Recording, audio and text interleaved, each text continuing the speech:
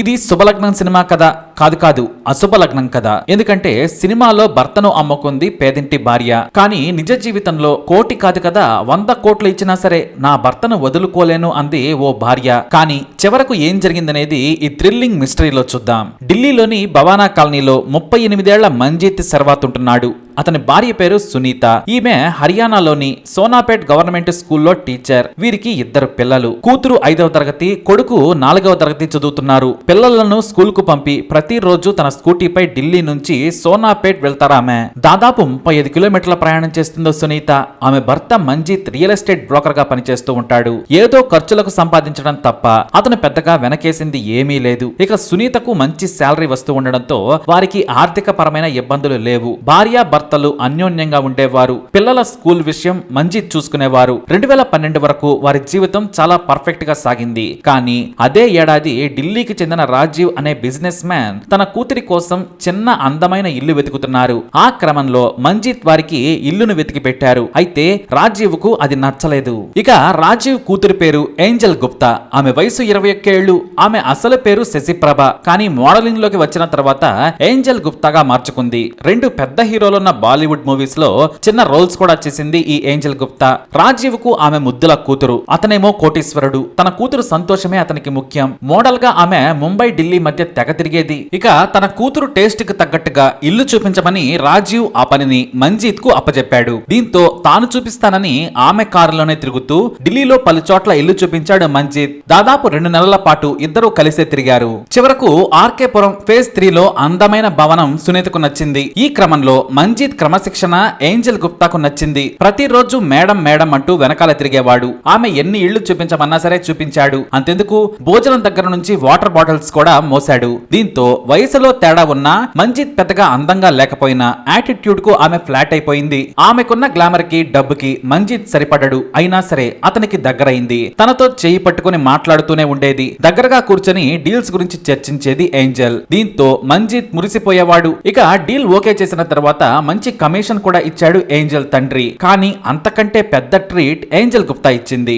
ఢిల్లీలోని 5 స్టార్ హోటల్లో అతనికి మందు పార్టీ ఇచ్చింది. కానీ అసలు ట్విస్ట్ అది కాదు. నువ్వు చూపించిన ఇల్లు నచ్చింది, నువ్వు నచ్చావంటూ అతనికి తన శరీరాన్ని అప్పగించేసింది. నువ్వు నావాడివి, నువ్వు నాకు నచ్చావు అంటూ ఫుల్లుగా తాగి మంజీత్ తో ఎంజాయ్ చేసింది. కానీ ఆమెది నిజమైన ప్రేమ అని మంజీత్ కు మత్తు దిగాక తెల్లవారిన తరువాత తెలిసింది. మంజీత్ కు ఐ లవ్ యూ చెప్పి పిచ్చివాడిని చేసింది. 32 ఏళ్ల 2 పిల్లల తండ్రి అని తెలిసినా 21 ఏళ్ల ఏంజల్ గుప్తా మంజీత్ తప్ప మరొకరిని పెళ్లి చేసుకోలేనని తండ్రికి చెప్పే అంత రేంజ్ కి వెళ్లిపోయింది. మంజీత్ ను ఎప్పుడు వెంటేసుకుని తిరిగేది ఏంజల్. ఢిల్లీ టు ముంబైకి విమానాల్లో తిప్పేది. స్టార్ హోటల్స్ లో బస చేసి ఇద్దరు శృంగారాన్ని ఎంజాయ్ చేసేవారు. భార్యకు రియల్ ఎస్టేట్ డీల్స్ అని చెప్పి నెలలో 10 రోజులకు పైనే ఏంజల్ గుప్తాతో గడిపేవాడు. ఆమెతో లైఫ్ స్టైల్ అతనికి పిచ్చి రేగేలా చేసింది. లైఫ్ లో టచ్ చేయని ఖరీదైన ఆల్కహాల్ తో పాటు స్టార్ హోటల్స్ లో బస, అందమైన పడుచు యువతితో పొందు, డబ్బులకు కొదవే లేకుండా పోయింది. ఏంజల్ గుప్తా బ్యాగ్ లో ఎప్పుడూ 4-5 లక్షలుంటాయి. ఇక క్రెడిట్ కార్డులు, డెబిట్ కార్డులకైతే లెక్కే లేదు.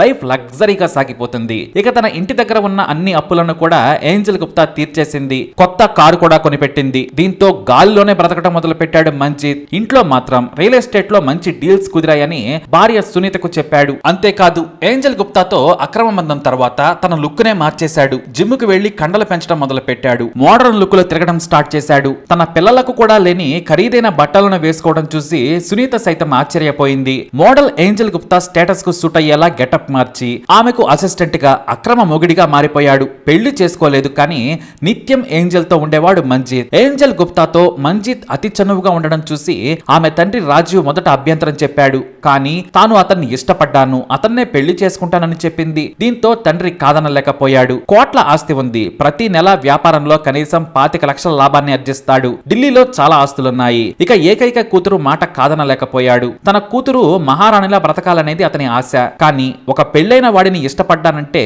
అర్థమయ్యేలా చెప్పాల్సింది పోయి ఆమె ఒత్తిడికి తలగ్గి సరేనన్నాడు. ఇంకేముంది, అఫీషియల్ మొగుడిగా ఏంజల్ కు మంజీత్ చలామణి అవటం మొదలు పెట్టాడు. పెళ్లి చేసుకోలేదు కానీ 6 ఏళ్ల పాటు ఆమె వెంటే తిరగడం మొదలు పెట్టాడు. 2012 నుంచి 2018 వరకు భార్య పిల్లలను నిర్లక్ష్యం చేసి ఏంజల్ తో ఎంజాయ్ చేశాడు. తన భర్త అక్రమ బంధం గురించి గురించి ఆమెకు తెలిసే ఛాన్సే లేకుండా పోయింది. ఎందుకంటే మంజీత్ ఖరీదైన కార్లలో తిరిగేవాడు. ఎయిర్పోర్టులు, స్టార్ హోటల్స్ లో ఎంజాయ్ చేస్తుంటే అతన్ని చూసేవారు ఎవ్వరూ లేరు. బంధువులను దూరం పెట్టి తన జీవితాన్ని తనకు నచ్చినట్లు చేశాడు మంజీత్. కానీ తండ్రి ఒత్తిడితో మంజీత్ ను పెళ్లి చేసుకోవాలి అనుకుంది ఏంజెల్ గుప్తా. 6 ఏళ్లుగా కలిసి తిరుగుతున్నారు. మనకు డబ్బుకు ఇబ్బంది లేదు, నీకు 27 ఏళ్లొచ్చాయి, హాయిగా మంజీత్ ను చేసుకుని కాలం గడపమని కూతురికి సలహా ఇచ్చాడు. ఇదే విషయాన్ని మంజీత్ కు చెప్పింది. ఎంత కావాలో డబ్బు ఇచ్చి నీ పెళ్లాన్ని పంపించేయమని బలుపుతో చీప్ గా చెప్పేసింది ఏంజెల్. అదే ఊపుతో ఓ రోజు బాగా తాగి ఇంటికి వచ్చి మంజీత్ తన భార్య సునీతకు అసలు విషయం చెప్పాడు. నేను నీకంటే అందమైన అమ్మాయిని ప్రేమిస్తున్నాను, వయసు కూడా నీకంటే తక్కువ, ఆస్తి కావాల్సినంత ఉంది, నీ జీతం నీ జీవితం ఆమె ఒకరోజు ఖర్చు కాదు, కోట్ల ఆస్తి ఉంది, నీకు ఎంత కావాలో తీసుకొని విడాకులు ఇవ్వమన్నాడు. కానీ సునీత ఒప్పుకోలేదు. నువ్వు గాలికి తిరిగినా పర్వాలేదు, నాకు మొగుడిగా ఉంటే చాలంది. ఇద్దరి మధ్య గొడవ జరిగింది. 3వ రోజున 50 లక్షల డబ్బున్న బ్యాగును మంజీత్ ముందు పెట్టింది ఏంజెల్. నీ పెళ్ళా మొహాన పడేసి విడాకుల కాగితం రాయించుకుని రమ్మని చెప్పింది. తొందరగా విడాకులు తీసుకుంటే మంచిది, మనం జీవితాంతం కలిసి ఎంజాయ్ చేద్దాం. నువ్వు నాకు సంపాదించి పెట్టాల్సిన అవసరమే లేదు, నన్ను సంతోష పెడుతూ సుఖ పెడితే చాలు, ప్రపంచాన్ని చుట్టొద్దాం, మా నాన్న ఇక వ్యాపారం చూసుకోండి అనేంత వరకు ఈ ప్రపంచంలో ఆపేవారే లేరు, తొందరగా నీ పెళ్లాన్ని పిల్లలను వదిలేసి రమ్మని చెప్పింది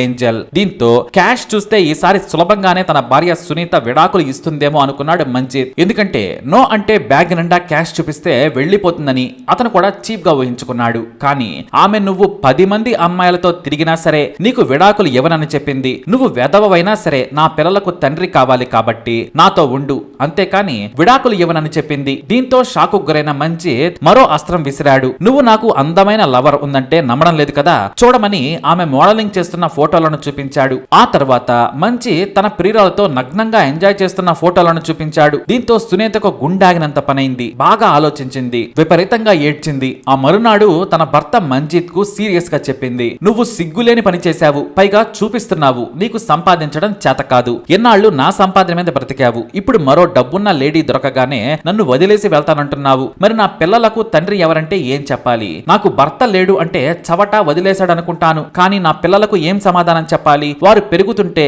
ఇతర పిల్లల తండ్రులను చూసి మా డాడీ ఎక్కడంటే నేనేం చెప్పాలి, నువ్వు ఎక్కడైనా తిరుగు తందనాలాడు, విడాకులు మాత్రం ఇవ్వను, అంతేకాదు నన్ను కాదని పెళ్లి చేసుకుంటే ఏం చేయాలో నాకు బాగా తెలుసు, నీకంటే నేను బాగానే చదువుకున్నానని భయపెట్టింది. ఆ మాటలకు భయపడ్డాడు మంజీత్. ఇద్దరి మధ్య గొడవలయ్యాయి. సునీత మీద చేయి చేసుకున్నాడు. అయినా సరే సునీత భయపడలేదు. దీంతో ప్రతిరోజు పిల్లల ముందే విడాకుల కోసం గొడవ చేసేవాడు మంజీత్. తన బాధను ఇతరులకు చెప్పుకుంటే హేళన చేస్తారని డైరీలో రాసుకునేది. తనకు తానుగా బాధను డైరీలో రాసుకుని చీరల మధ్య దాచుకునేది సునీత. ఇక కూతురుకు తల్లి కష్టం అర్థమయ్యే వయసొచ్చింది. తన తండ్రి దారి తప్పాడని తల్లిని ఓదార్చేది. నీకు నేనున్నానమ్మా, పెద్ద డాక్టర్ నవుతాను, భయపడకని చిన్నారి చెబుతుంటే సునీత పొంగిపోయేది. ఎందుకంటే సునీతకు చదువు విలువ తెలుసు. తన పిల్లలు బాగా చదువుకోవాలని వారిని కూర్చోబెట్టి చదివించేది. స్కూల్ టాపర్ గా కూతురు పేరు రావడంతో మురిసిపోయేది. నిజంగానే తన కూతురు డాక్టర్ అవుతుందని నమ్మిందామే. ఇక ఇటు ఏంజెల్ నుంచి ఒత్తిడి ఎక్కువ కావడంతో నిన్ను చంపైనా విడాకుల మీద సంతకం చేయించుకుంటానని కొట్టేవాడు మంజీత్. మృగంలా పిల్లల ముందే చేయి చేసుకుని హింసించాడు. అయినా సరే విడాకులు మాత్రం ఇవ్వనంది. దాదాపు 6 నెలల పాటు గొడవలు జరిగాయి. దీంతో ఏంజెల్ గుప్తా తండ్రి రాజీవ్ రంగంలోకి దిగాడు. ఇలా అలా కాదు, నీ భార్యను చంపించేద్దామన్నాడు. ఇటు ఏంజెల్ గుప్తా కూడా ఆమె విడాకులు ఇవ్వదు, కాంట్రాక్ట్ కిల్లర్స్ తో హత్య చేయిద్దాం, ఆ తర్వాత ఏదైనా ఉంటే జైలుకి వెళ్ళొచ్చాకైనా చూసుకుందామని చెప్పాడు. ఇటు ఏంజెల్ గుప్తా మాత్రం మన పేరు బయటకు రాకుండా జాగ్రత్త పడాలని చెప్పింది. రాజీవ్ మాత్రం కేసు వస్తే నా మీద వేసుకుంటాను, నువ్వు మంజీత్తో సంతోషంగా ఉంటే చాలని కూడా దిగజారిపోయాడు తండ్రి. కూతురంటే అంత గుడ్డి ప్రేమ. రాజీవ్ తన దగ్గర పనిచేసే వారి ద్వారా యూపీ నుంచి 2 కాంట్రాక్ట్ కిల్లర్స్ ను రప్పించాడు. సునీతను చంపేందుకు 10 లక్షలు ఇస్తామని చెప్పాడు రాజీవ్. కానీ అతని దగ్గర డబ్బుందని గ్రహించిన హంతకులు 20 లక్షలు కావాలన్నారు. చివరకు 15 లక్షలు ఇవ్వమన్నా సరే ససేవేరా అన్నాడు రాజీవ్. చివరకు 10 లక్షలకే డీల్ కుదిరింది. 2 రోజుల పాటు స్కూల్ కు వెళ్లే దారిని రాజీవ్ తో పాటు హంతకులు కూడా రెక్కి నిర్వహించారు. ఇక హత్య చేసే రోజు ఉదయం ఫ్లైట్ కు మంజీత్ ను తీసుకుని వెళ్లిపోయింది ఏంజెల్ గుప్తా. నీ భార్య అక్కడ చచ్చిందనగానే మనం హనీమూన్ ను స్పెషల్ గా చేసుకుందామని మంజీత్ ను తీసుకెళ్లింది. మొత్తం ప్లాన్ ను కిరాయి హంతకులకు అప్పజెప్పి రాజీవ్ సైతం తన వ్యాపారంలో మునిగి తేలాడు. ఇక హత్య చేస్తే తనకు కాల్ చేయొద్దు, నేను మీడియాలో చూసుకుంటానని హంతకులకు చెప్పుకున్నారు. అంతా సిద్ధమైంది. అక్టోబర్ 29, 2018న సోమవారం ఉదయం 8 గంటలకు హైవేపై స్కూల్ కి వెళ్తోంది సునీత.